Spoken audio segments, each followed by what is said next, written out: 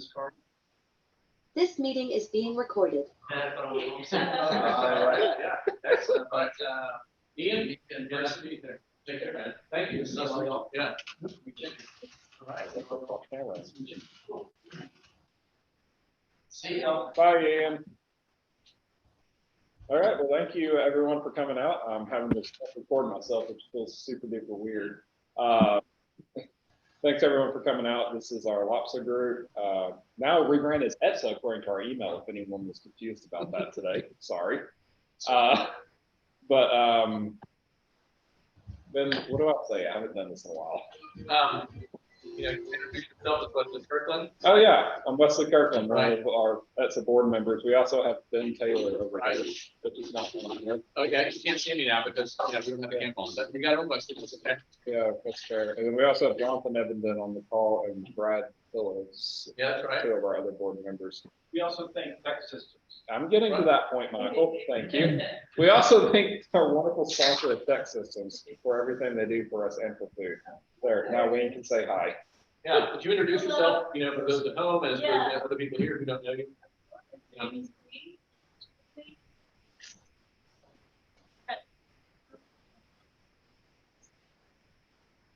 But yeah, I don't get to come out and meet you guys. It's really fun to get to hear you guys nerd out, but not in a derogatory way or anything. No, we don't see it that way. We're way more self-insulting than that. That's good. But yeah, now I'm working on like a network engineer role with stuff. It's been kind of difficult because I'm inside, and then a few weeks ago, I was working on ServerLess admin position. Yay. Are we allowed to call it service never? It hasn't hit Tech Systems Knoxville yet, but do you like the CDC? My queues on my supercomputing cluster involve over COVID and monkeypox. Do you like getting Atlanta pay rates, but living in Knoxville? Well, Tech Systems will probably very soon have a job opportunity for that. Hey, Ivan, I think you know where I'm going now. So do you have to volunteer to get monkeypox, or?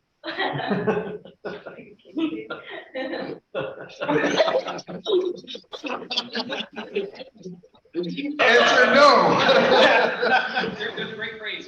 Never look at the sausage being made. We actually talked about that earlier. Make sure you sign all the waivers before beginning the clinical trial. Someone here is at midnight. The speaker said it's midnight. Yeah, I'm aware. All right, we're going to get started. Ivan Casco, I never say your last name as I speak tonight. If you have any complaints about me, he's actually my boss, so just say wonderful things. And I will let you start. Okay, man? Yep. I'll get started then. You guys can hear me okay? Yep. We can. Great. So yes, Wesley said, I'm Ivan Casco. I'm gonna talk to you guys a little bit about from Git to Lambda, how to track your serverless code to production using the commit SHA. So I just want to start with a little bit about my background. As you can detect from the accent, I was born in Spain. I lived in the US over 3 years, and I'm now in Dublin, in Ireland. So I must have a weird mix of accents between like the different countries and English local regions. I love AWS technologies. I am a certified solutions architect pro, DevOps engineer, and I did a master's in information technology management as formal education. And then I like to present a little bit of my career progression or degradation in terms of what you mean, because I moved from being super specific and technically competent on one thing to just knowing which person to call for help. So yeah, I went through all of it. I skipped putting director of engineering because it was too long, and it's but that's kind of what I've done in the past few years. Yeah, this is the agenda for today. I'm going to explain first Lambda functions. what are they, why are they useful, and give you a little bit of context. My goal for the talk today is for you to go home with something new that you have learned, even if these technologies are fully new to you. I'm going to explain from the basics to some advanced use cases. So hopefully it will help you out learn a little bit and get intrigued about some of these technologies. Then I'll go to Git and why I couldn't live without it. And on the last part, I'm going to put together the two concepts and explain you the use case that we figured out on getting Git commit hash inside the Lambda function versioning. So first, Lambda. Well, if you go to the AWS documentation, you will see the full definition that basically they try to tell you that with Lambda you can run code for any type of application, and that's not true. It's really good for running just code and not having to worry about the servers or the infrastructure. But there are specific use cases in which Lambda excels, and there's some other use cases where I wouldn't recommend using Lambda. So something I want you to remember is, yes, it's a great technology. Please, when you get home, investigate about it if you haven't worked with it and try it out. It's great, but for a specific set of use cases. I don't want you to turn the knife into a screwdriver, right? And this is also really common in Spain. So hopefully in Tennessee, it's something that you do as well. Yeah. And you can relate. Yes. Can we also use a hammer? Yeah, that's the other one. So Lambda functions, yeah, that's great, right? You get some code, you put it in Lambda, and it runs. You don't know about what server is running it and what's behind it, but it just works, right? But its use case is actually for event-driven architectures. I'll explain a little bit more about event-driven and some examples in the talk today. Just remember some of the hard limits. There's a 15-minute timeout, so you cannot run a Lambda for more than 15 minutes. But that's actually a bad practice, usually if you run it that long. Lambdas usually should run in less than a second in most cases. And then there's a hard limit of 10 gig of memory, which is also an extreme limit. 3-4 gigs Lambda, it's something that I've seen in really highly optimized environments, but no more than that. So that should give you an idea of the size of the code and how to structure the function. Then there's other compute solutions that I would recommend in AWS. They also call it serverless to the ECS containers with Fargate, because you just give the Docker image, the container, and the configuration for it, and it runs it. You don't have to worry about managing the underlying host or patching. You just have to keep your Docker image up to date. So there's also a few limits there, 4 virtual CPUs and 30 gig memory. But in most cases, it's good to work with backend services or any other APIs and things that run better containerized. And then lastly, EC2 instances, you have to manage everything on them, the operating system, the configuration, scalability, and other things. But there's still use cases for high performance computing and other situations in which they are the best solution. So yes, it's really important that you keep in mind to use the right tool for the job. And Lambda is amazing for certain scenarios, but not everything. So what's Lambda useful for? Well, I explained event-driven architecture. It's where it excels. Basically, an event, which can be a call to the Lambda API, gets routed through the function code, and it just runs your code, right? So in the function, we will see a little bit later how there's a handler, and that request, that event gets put through the handler, and then there's a response or an action happening from that event. This can be synchronous calls in which the requester is expecting a response, or it could be also asynchronous, right? I just call the Lambda and then I don't worry about it. At some point, it will come back to me. So the main thing that I've seen done really wrong in Lambdas is this. When you have to start thinking about the event-driven mindset, most people get their traditional batch job, right, or their cron or anything that they are running, and they say, great, I'll build this as a Lambda, right? So they do an event bridge rule, which is a scheduled event, a cron in Linux. This Lambda function, the first thing it does is I will fetch a list of new objects from an S3 bucket, and then I will start processing them and keep fetching objects and processing them, right? This is a bad practice, right? You never want to fetch for a list of things and then process them in the Lambda. Instead, on an event-driven architecture, you have to grab every single file that gets put in the bucket, will generate an event, and then you process that event. So there's no connection to fetch list or to grab new things on the object. It will happen automatically in the backend in AWS. This way, you build a really, really tiny Lambda that does exactly what you want to do. For example, the most common use case in demos is create a thumbnail for an image, right? So someone puts an image on an S3 bucket. This triggers an event that calls a Lambda function, and the Lambda function gets the image, generates a thumbnail, puts the thumbnail somewhere, and then it's done. That's the whole process. And it will run in parallel as long as you configure it this way. So keep that in mind when designing your architectures with Lambda.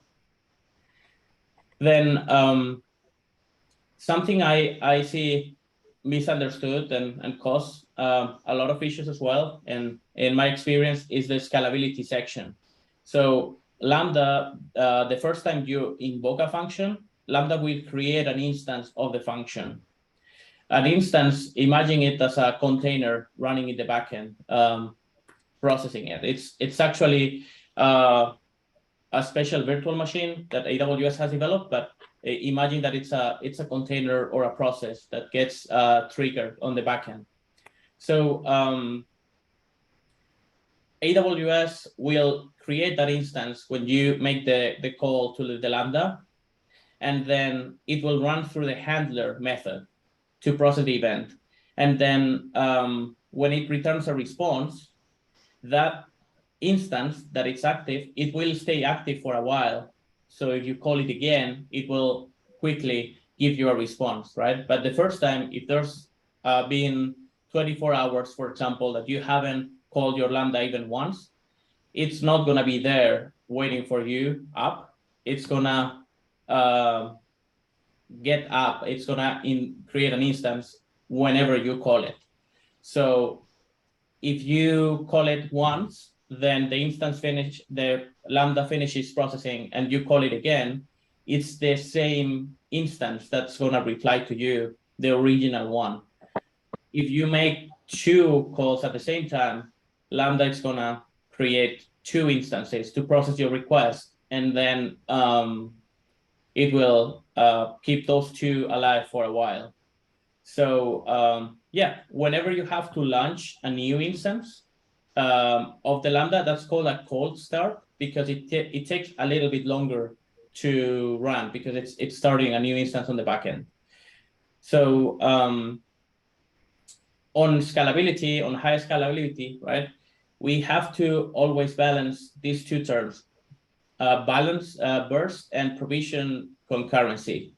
So burst means how many Lambdas, how many invocations, instances of Lambdas you can run at the same time in an instant. So if I call right now, I want 3,000 calls to this Lambda. If you are in one of these regions here, you're going to be able to do 3,000 instantly, right? In some of the regions it's 1,000, and in the rest of the regions it's 500. And then after that initial burst that you have defined, there's going to be an additional 500 instances per minute that you can call. But remember that those instances will stay active on the backend. And then provision concurrency, it's basically telling Lambda, hey, I want to have always 1,000 instances there waiting for me, right? Like a hot backup and a cold backup. It's a similar concept. So I'll just use this slides as an example. So let's say a Lambda function receives 10,000 synchronous requests from an API gateway.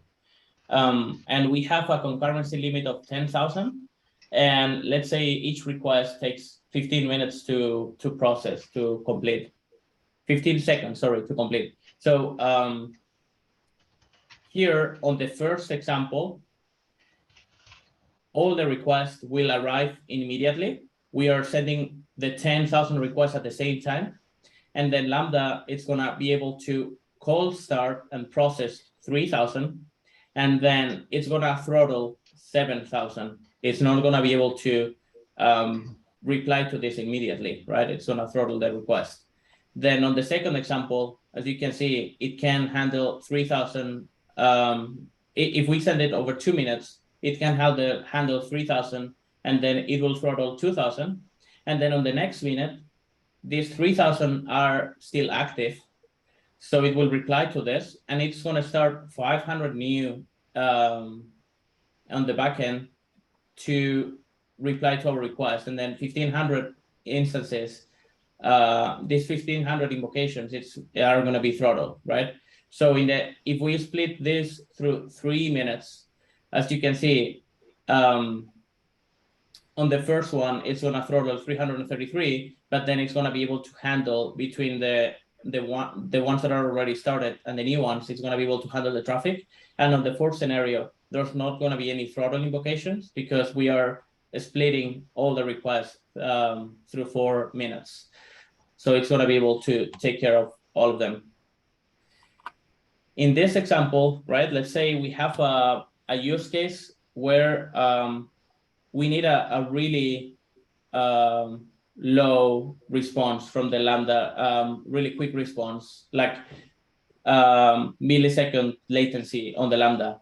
Then you want to pay for provision concurrency, which in this case, let's say we are expecting the same 10,000 calls, and we buy 7,000 requests, 7,000 of provision concurrency, and then use the other 3,000 that AWS gives us by default.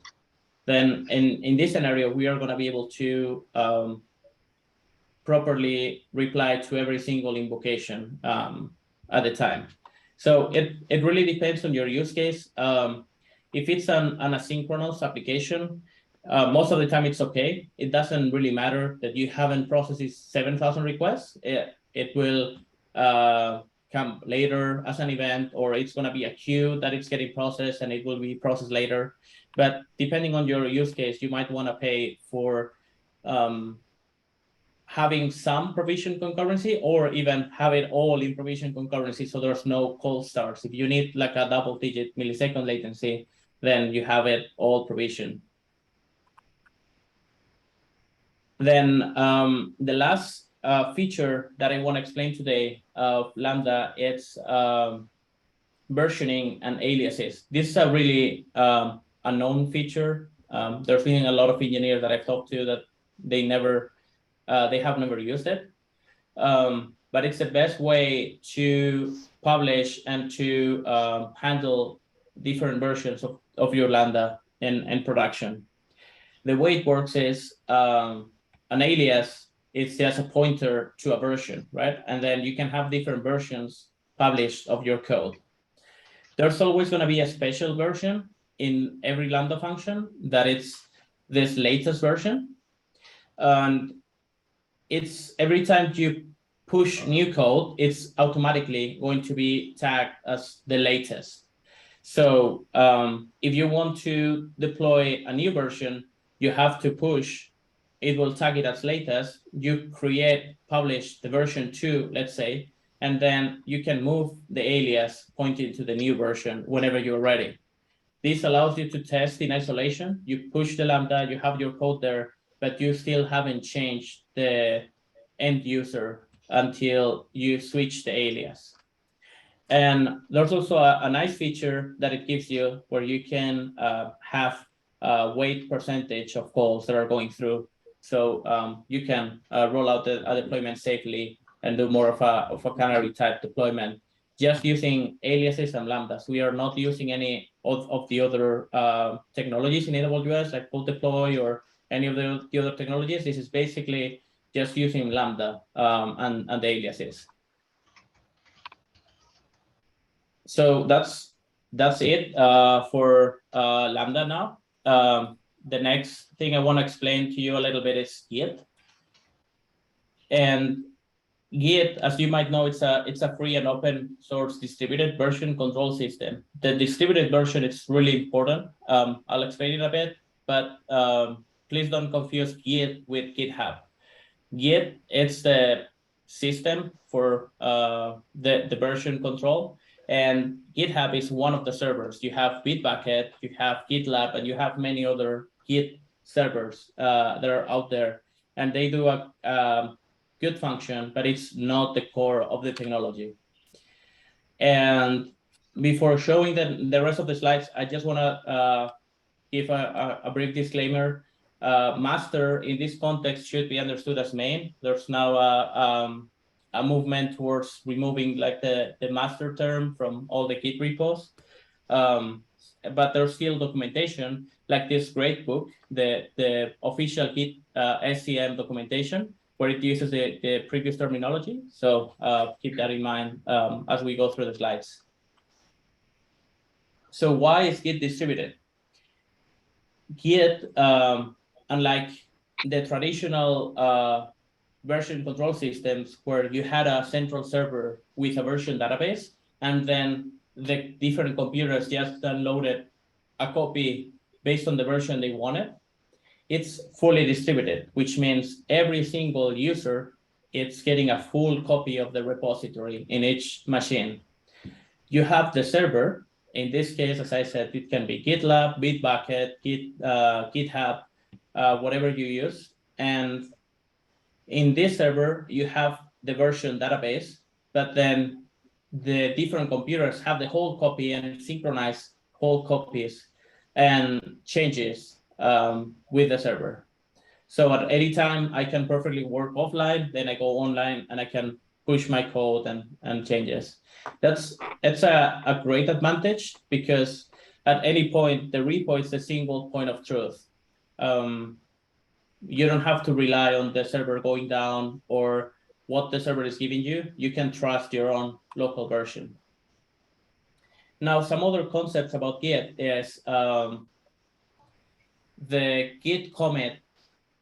It's a snapshot of a change, right? It's a differential with a change, and it contains a full snapshot of the directory in which Git it's working at any time.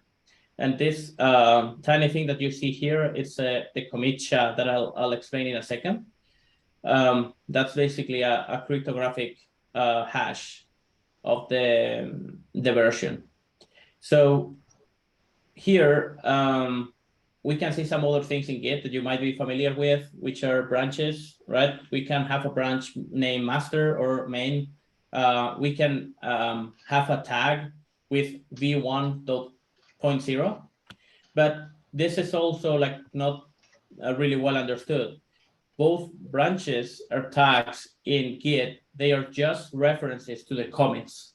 So there's a branch is not an entity on itself. A tag is not an entity. It always points to a commit.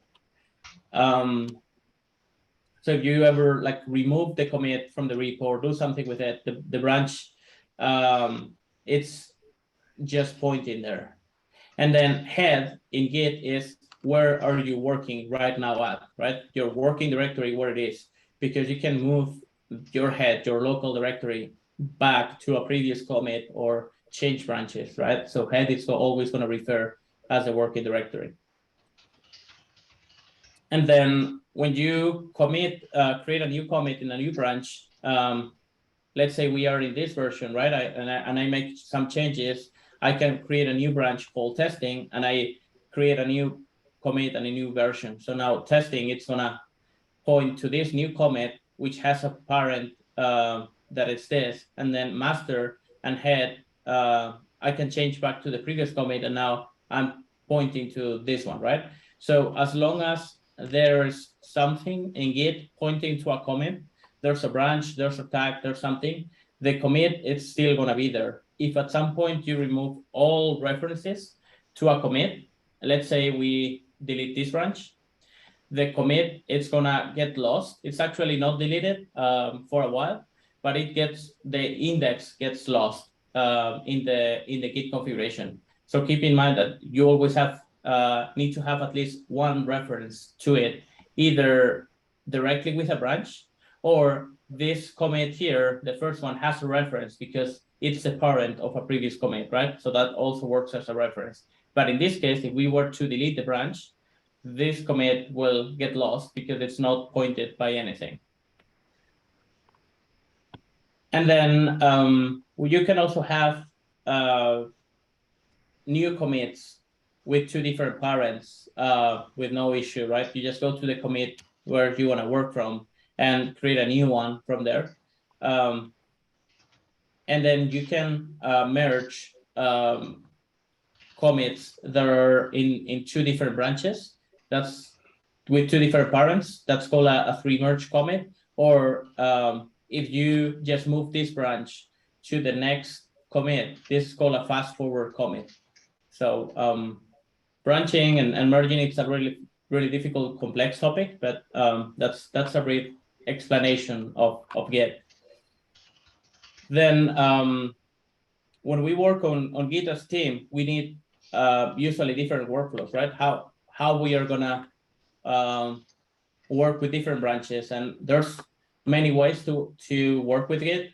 So this is, for example, using topic branches where you have an issue 91, like from your issue tracker, issue 91 version 2, or you have a dumb idea that you want to develop and you just create a commit from somewhere and develop it. This is like not really organized, right? And it doesn't scale well. So then when you merge versions and you merge commit, there's not a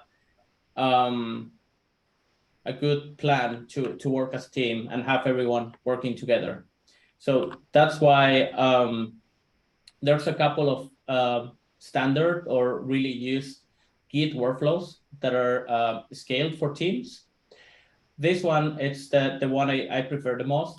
It's called trunk-based development, in which you have a whole branch that the team shares that's called trunk or master, main, dev, like it really depends.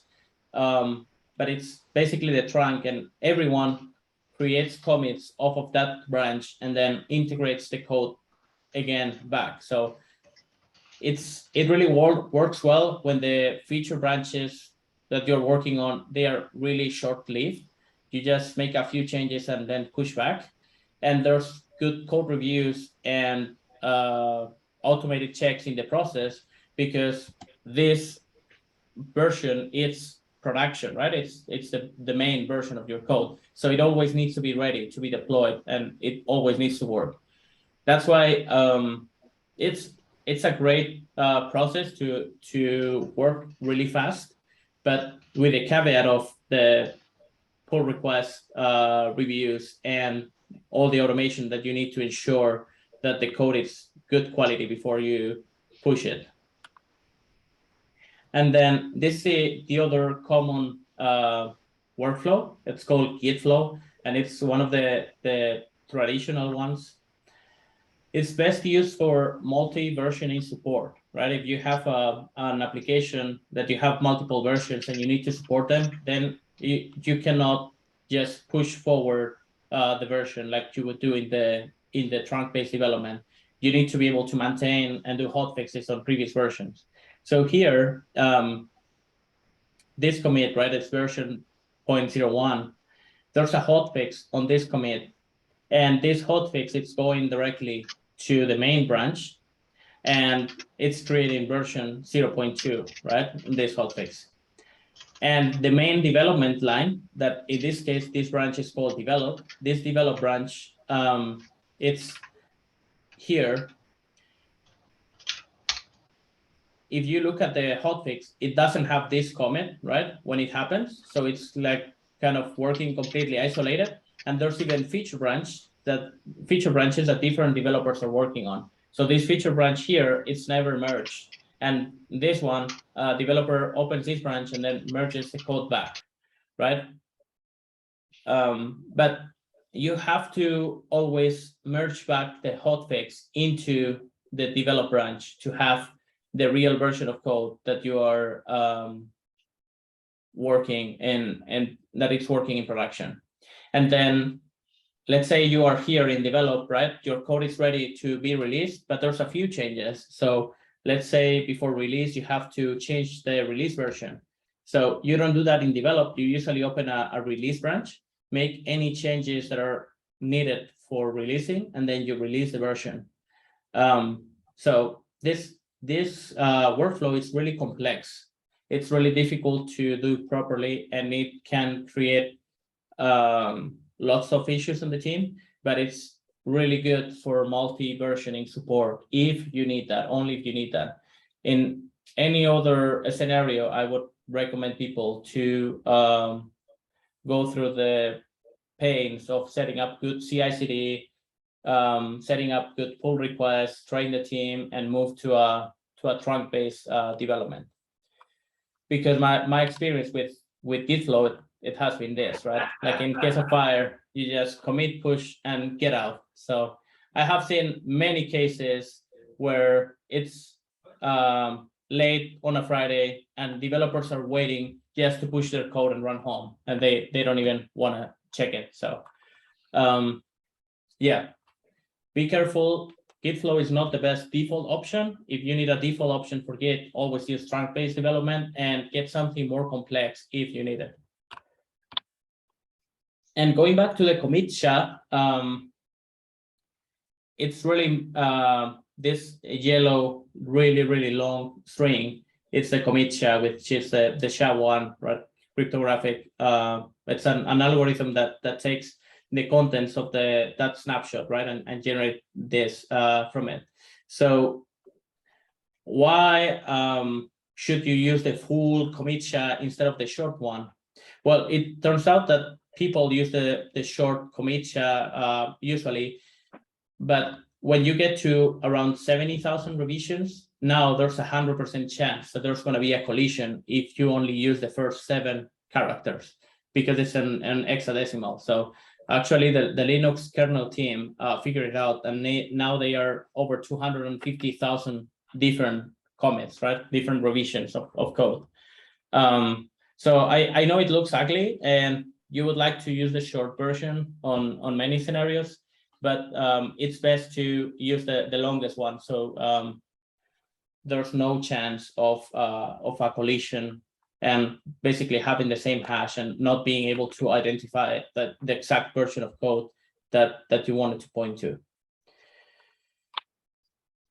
So yeah, that's it about like the backend and information. So we are just gonna get it all together, and this use case is basically using the Git SHA for the version description. So I don't know if some of you have had the experience of a 3 a.m. call, everything is on fire, the service is down, we have thousands or millions of customers complaining that they cannot get on the platform, right? And you have to fix it quick. So you get the call, open your laptop as the incident response engineer, and you look at the Lambda code, and you don't know what code you are seeing, because when you have a big enough Lambda code, Lambda doesn't show you the actual code in the console, right? It just has a zip file. And then even if you try to figure out what version of a library it's using or something like that, it's really difficult to download it and kind of make the fix and then push it. Let's say you have a continuous integration system already in place, and you don't really know the exact version of code in Git that originated the Lambda that you have to fix now to get everything back and running and have the customers happy, or to roll back to a previous version if you need to. So using both aliases and the GitSHA, we solve both issues. We have a really clear view of what's the commit that originated this Lambda code, and then we can quickly point and move the alias to a different version. So there's a really like less than a second rollback in case we need to change to a previous Lambda because something happened on the backend. So that's it. Demo time.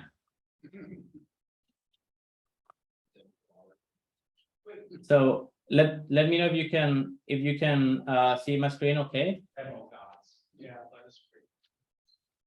Yeah. Can you guys see the full screen? Can you zoom in some? Yeah, Yeah. it is a little small, so you may want to zoom in.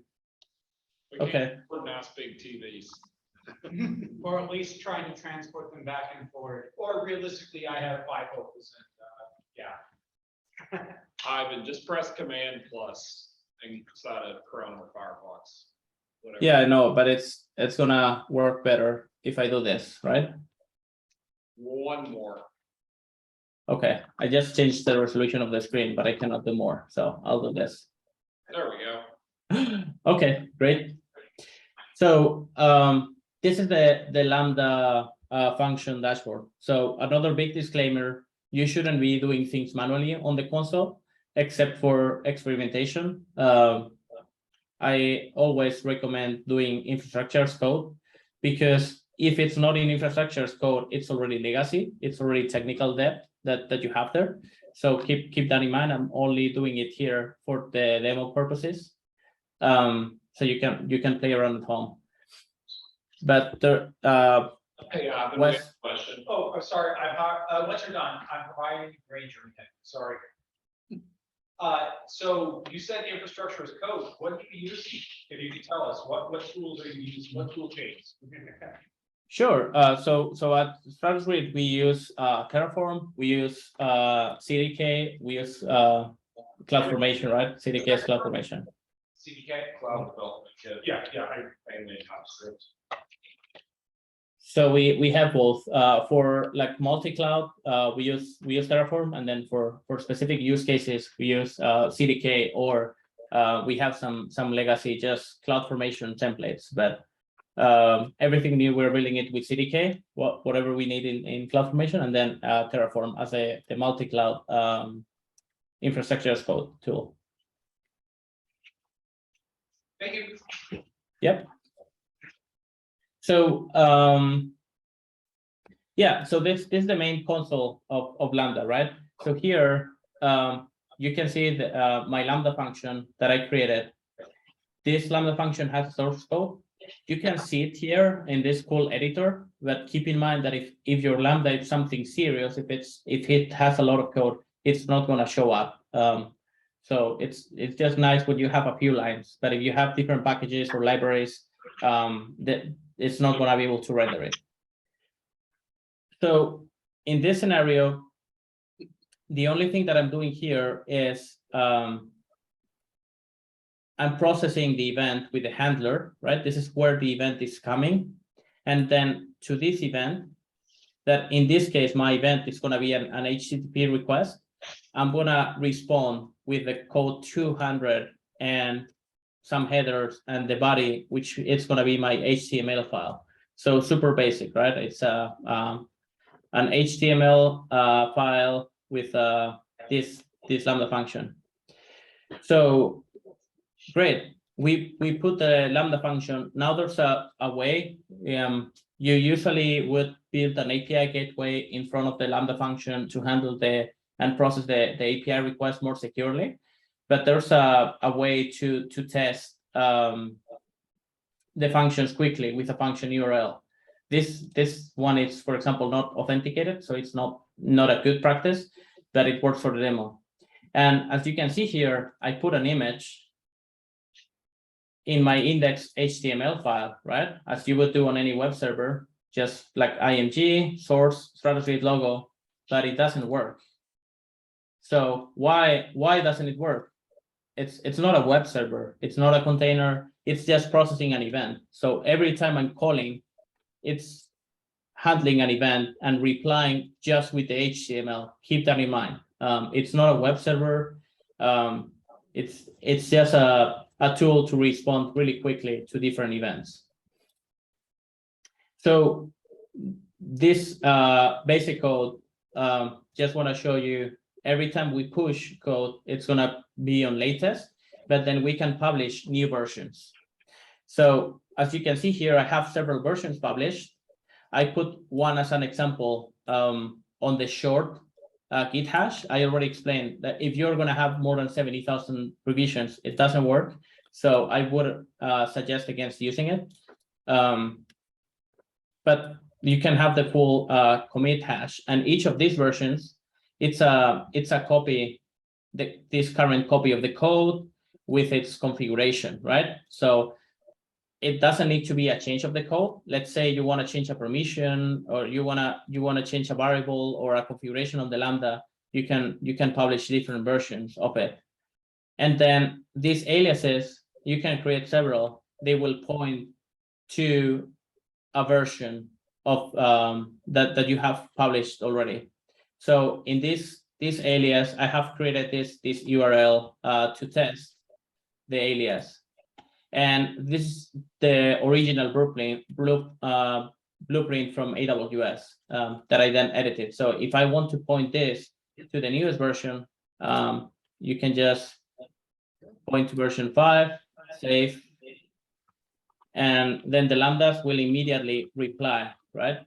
So if you are on that incident in production and something happened, you can quickly switch back to a previous version, and it will immediately go to the previous version and point to the right thing. So that's the use case, how it looks on the console. But now I want to show you a little bit the Git repo and a little bit of the CI/CD that I have built for the demo. It's public and you can check it out if you want. So this is the same code. Everything is deployed from here. The index, HTML. Can you zoom in a bit? Is that good? Okay. Yep, the index, HTML, everything is the same. And then here I'm using GitHub Actions just to use an example of CI/CD. But this code would actually work in different environments. If you have Jenkins, even if we hate you a little bit, but you can apply it in Jenkins. I have managed like really big Jenkins cluster for a few years, so I have a love and hate relationship with it. But you can use the different commands here, right? So I'm just installing Node.js because it's a Node.js app. I'm running npm CI, so if there's any build process, it's going to install and build the application, and you can run testing here. You can run everything that you need, and then before the deployment step, I'm assuming AWS credentials. To assume the AWS credentials, you previously had to put here the credentials in GitHub Actions, but now there's a new feature that allows you to use Open ID provider to connect securely. So I just have to specify the role to assume, a session name, and the region in which I want to assume the role.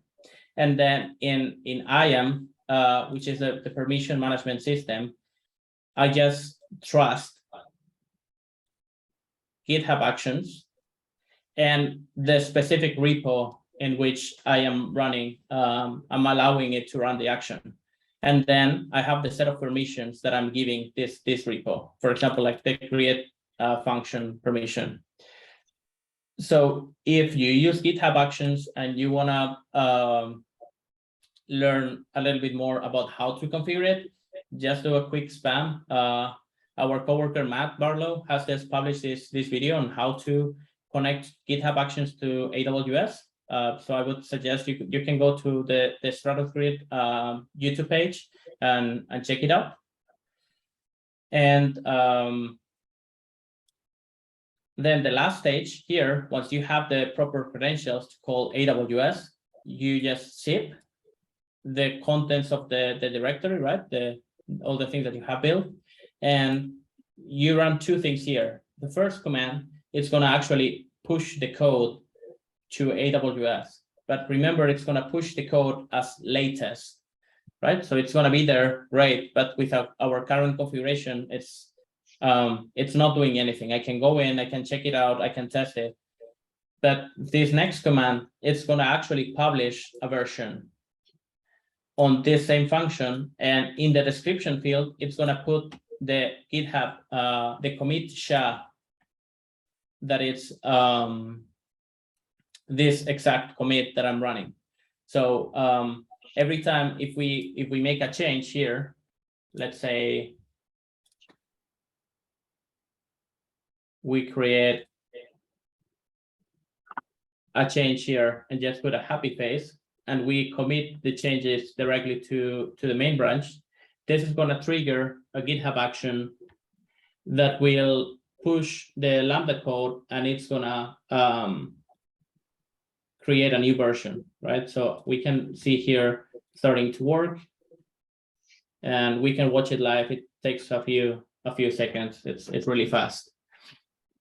So just a curiosity, if you're using GitHub Actions, you can actually cache npm. So in this case, I already had most of the library cached, and running the npm install, it was just 1 second, really fast. So yeah, in this stage, as you can see, I'm zipping the file, and then I'm calling the AWS command to push a new version of the application and push the code, to latest, and then I create a new version of the application with the commit on the description field. And this commit hash, it's exactly the latest one that I have published here, right? So you see here the small ID, but if you paste it here, you will see that it's the exact same commit. So now when I go to Lambda, if I refresh the page, I can see the exact version of code that I deployed, right? And I can go to the alias in production. I can point to the version 6, save, and if I refresh my page, now the happy face shows up. So yeah, that's the demo for today. Now if you have any questions, please let me know. I don't bite, so.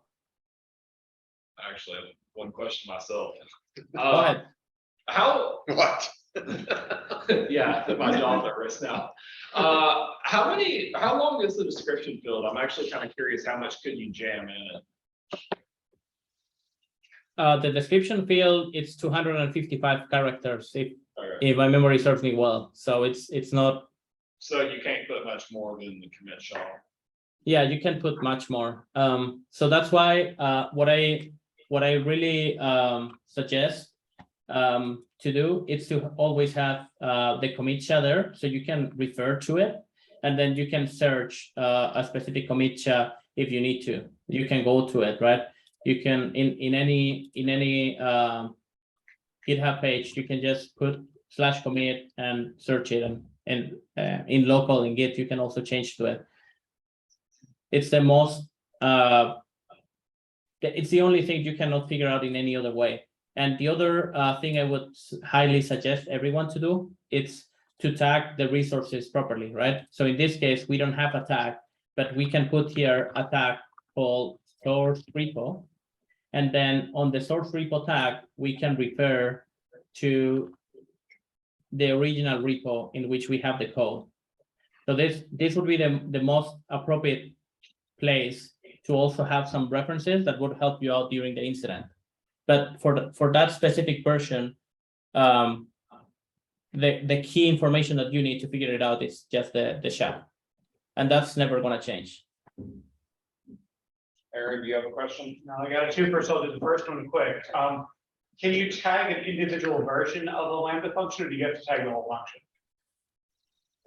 So the tags here are on the main function level. If you go to the versions, right?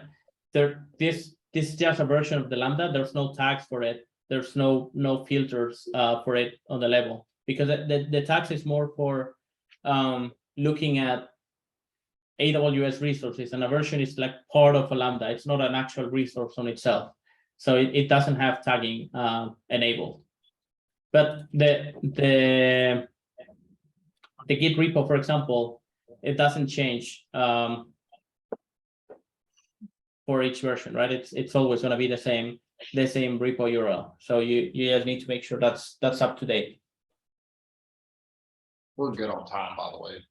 Okay, well, then I'll ask the other one. So what are some other examples of cases where you found tagging things with, Git SHAs or, other VCS artifacts useful? We use it all the time in containers as well. We like a lot deploying ECS Fargate because it's a really low operational burden tool, right? You just put the Docker container there, and AWS makes sure it runs properly. So we do add the Git SHA there, and if we do have, for example, a pipeline where we create an artifact and then store the artifact in S3, we also store the SHA there. So if you have the information there when there's an incident or something happens, and it's also only metadata, it only takes a little bit of space, and you are not charged for it. It's completely free. Like, you are not charged for tags, you are not charged for adding the commit SHA anywhere, and it's not going to impact performance. So make sure you add it. So you're saying I should make a database out of tags using Lambda functions as the primary key? I don't think anyone's suggesting you do. We all know you, so we know you're going to do it. This is a reference to Corey Quinn. We actually do know who Corey is. That was a good talk. That was good. Yep. Any other questions? I'm gonna take a pot shot one. So ever since we had that SHA-1 collision that actually got committed to the Mozilla repo and ruined everything, the Git steering team has been talking about moving to SHA-256, as well as moving to kind of pluggable hash functions. Do you have transition plans for that for your various projects that are using this? Not right now, because we haven't started implementing it, but I think it's just updating the systems and push the new versions with the new size, right? Like, for example, when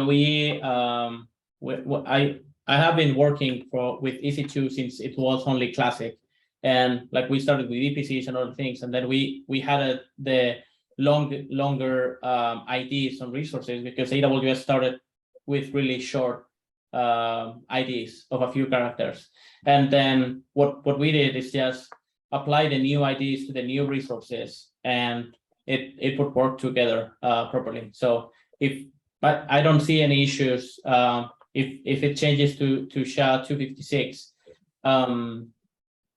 to update the pipeline so it posts the SHA-256, and at some point it's gonna all the latest changes are going to be up to date, and it's going to organically update itself as long as the field supports the different size.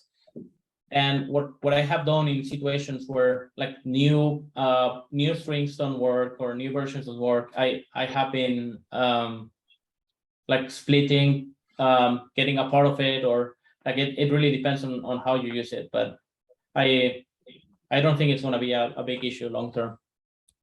For what it's worth as well, Aaron.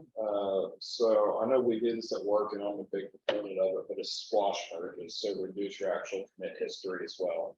I'm always on the fence about those.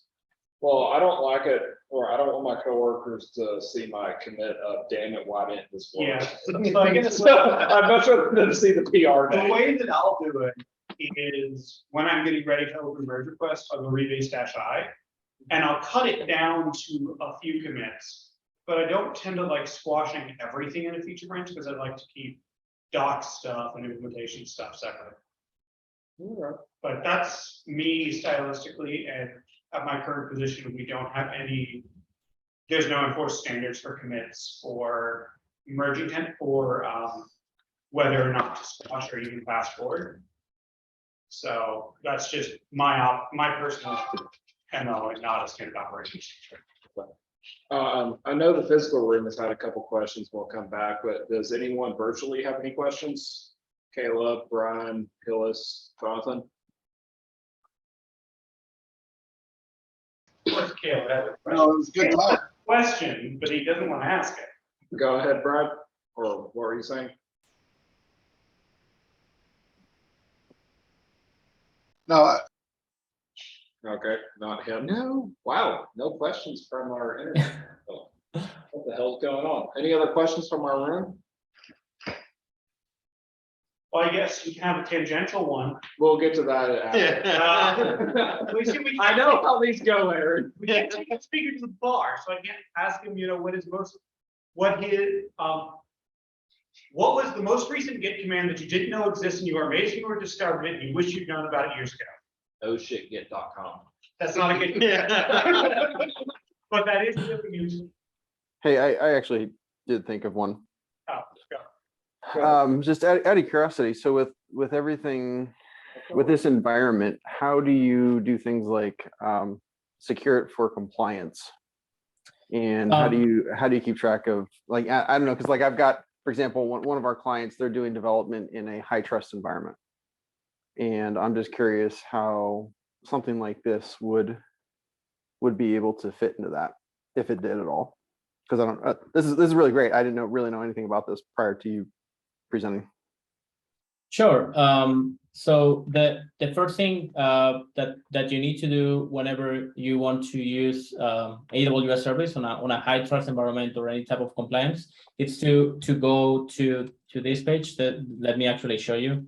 I have worked myself on banking and some environments that required it. So you go here to the AWS services in scope by compliance program, and you will see which services are included.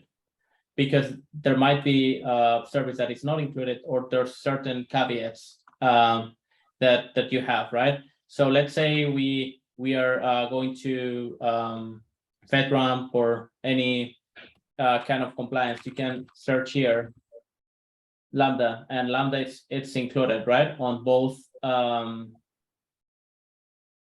the moderate and high in GovCloud, and then you have certain scenarios in which you need a third-party assessment. So that's the first thing you look at. Well, yes, Lambda is included. Then go to the Lambda documentation, and there's a compliance section, a security and compliance section, where you are gonna be able to read about the specific compliance requirements. The AWS documentation is really rich. It's always in development, so you might find the issues where it's not up to date. Wesley knows really well about like not up to date AWS documentation. He just had an issue this or past week where something didn't work, and we keep in mind that it's a work in progress, but it's really extensive. So you search the information. And in this situation, right, with depending on your type of compliance, you can protect Lambdas. what I've used here, it's completely open to the internet. There's no security at all, but you can implement protection with IAM and only like allow certain IAM role to call a Lambda function and really pin down the permissions that you need. You can also protect like on the network layer. You can use an API gateway to authenticate the request. So there's you can make this solution really, really robust. It really depends on your environment. I have used Lambda functions on PCI environments, which is the compliance solution that I've worked the most. But yeah, I don't know if that answers your question or gives you a head start. But yeah, Yeah, gonna, that's great. Thank you. I'm gonna post my email at the end. So I like to talk about technology, as you can see. So feel free to send me an email with your specific use case, or some examples, and I'm happy to talk to you or hop on a call and like show you different solutions. And we might come up with a new talk idea, right? Of hey, how do I use Lambda in a high compliance environment? So I'm always open to collaborate and talk about new implementations of technology. Hey, Ivan, you forgot to go back to the slide deck. There you go.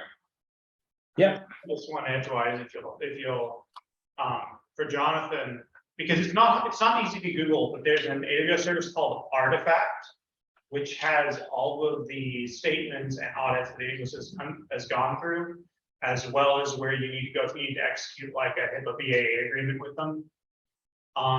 Normally it's only accessible to the account root, but it's like billing, you have to throw a switch before you can put it in IAM. Awesome. Yeah. Thanks, Aaron. In Artifact, you're going to have like the reports, right? Like the SOC 2 report or the FedRAMP report from AWS. And keep in mind that's under NDA. So you cannot share that file with people that don't have access to that account.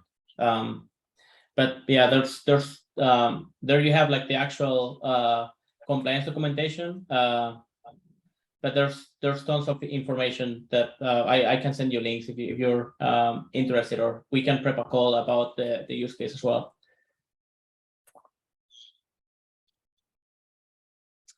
Any other questions? Well, going once. I think we're great. Thank you. Yeah. Thank you very much. We give applause, right? Thank you. Hey! I want to leave here my contact details. As I said, I always like to collaborate and meet new people, and I know I'm remotely, but please reach out to my email. I put my personal email, Twitter, LinkedIn, and if you need help on your cloud journey and would benefit from some AWS experience, you can also write me to the work email. And if this sounds interesting to you, you want to make a career change and work with us, go to our careers page where you can find information about what we have posted, or even just reach out to us and send the resume. Even if there's not a posting, we might call you and have an interview. So yep, thanks so much for giving me the opportunity to be in here with you guys remotely, and Wesley for inviting me. So thanks so much. Thanks, Ivan. Now it's like 1:15.